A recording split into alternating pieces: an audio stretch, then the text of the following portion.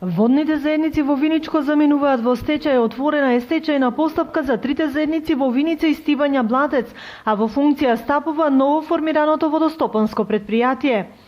Со најголем долг е водната заедница Виница Јакимово Лески со 1100 водокорисници, за која е отворена стечајна постапка за парично побарување во вкупен износ од 5.205.000 денари.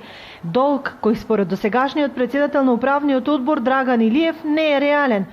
Со истото тврдење и председателот на управниот одбор на водната заедница во село Истибања Методи Трајчев, во чија водна заедница е отворена стечајна постапка за парично побарување во износ од околу 1 милион денари. Тука е пресметена сумата на неплатен воден надомест кој се провлекува од 2005 година, но според Илиев 8 плати за вработените од водната заедница во Виница се останати неисплатени. 2015 година земјоделците во Виничко имаа релативно добра наводнителна сезона и наплатата не одела толку тешко. Реалниот долг е околу милион денари, се останато се камати и даноци. Илиев вели правдата ќе ја докажува пред надлежните институции.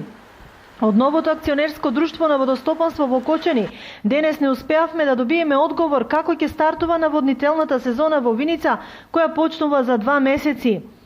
Планот за наводнување за предстојната сезона е веќе донесен, а наводнителната сезона започнува од 20 април.